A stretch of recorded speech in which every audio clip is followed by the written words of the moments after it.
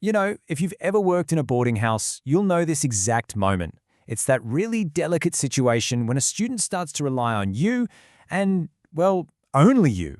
It's a huge professional challenge. So today, we're going to explore how to navigate that complex dynamic with real skill and care using some fantastic material from Richard Armstrong's Micro CPD library. This question, it really gets right to the heart of it, doesn't it? The whole thing almost always starts from a place of really good intentions. You build a strong rapport, a student finally feels safe, and they start to open up. That's literally what we're there for. But somewhere along the way, that positive connection can tip the scales into a dependency that becomes a risk for the student, and frankly, a risk for us. The real craft is spotting that line. So how do we see it coming, and what on earth do we do when we get close to it? Okay, so let's get practical. Let's start with your first response. When you sense this is happening, what do you do right there in the moment? This is all about those immediate actions that are so crucial for protecting everyone involved. I think the choice of words here, gently, is just so important. This is not about suddenly shutting a student out, which, could feel like a massive rejection to them. The real skill here is in addition, not subtraction. You're not replacing yourself. You are thoughtfully and carefully expanding the team around that young person. And here's what that actually sounds like. The language on the left isn't just a script to memorize. It's a strategy. It frames what you're doing as a core part of your professional role, a key part of providing good care. It reassures the student while also reinforcing a really crucial boundary. And the list on the right? Yeah, those are the absolute non-negotiables. Those are the clear, bright lines that protect our students and, honestly, our own professional integrity. All right, so we've looked at our outward actions, the what you do part. But the next step, well, it requires us to turn that lens inward.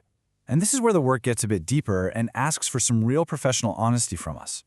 Phew, this is such a powerful and challenging question. Let's just be honest with ourselves for a second. So many of us are drawn to this work because we want to help, we want to connect, we want to be that one trusted adult. But we have to ask, is there a tiny part of us that gets a sense of validation from being the only one a student trusts? Acknowledging that, isn't it failing? Not at all. It's actually a vital piece of self-awareness that lets us act in the student's best interest, not just our own. Now, it is really important that we understand this next term. Unintentional grooming can sound alarming, I know, but it's a critical safeguarding concept. The key thing to remember is that it describes a situation, not an intention. It recognizes that when all of a student's support becomes focused on just one adult, boundaries can start to blur. And even with the best will in the world, this creates a structural vulnerability. That's exactly why it has to be managed proactively as a whole team. And you can see here, in the source material itself, this whole idea of reflection is placed right at the heart of the scenario. This isn't some appendix or an afterthought. It's presented as the absolute core of professional practice. Let's just pause on this for a moment. Why am I the only adult this student trusts? This question is such a powerful diagnostic tool. Is the answer simply because you have a fantastic, genuine relationship? Or could it maybe indicate a gap in the wider pastoral care system, a hole in the safety net that you, one single person, have inadvertently filled? Because that's a fragile system, and it places a totally unsustainable burden on just one relationship. And that leads us perfectly into our next section, because a challenge like this can never ever be solved by one person working alone.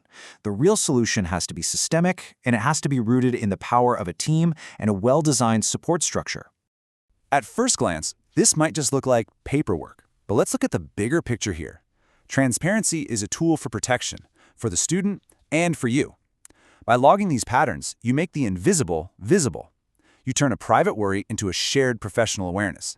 And raising it in supervision? That isn't admitting a problem, it's engaging in essential reflective practice. And this is what a really robust system looks like in action.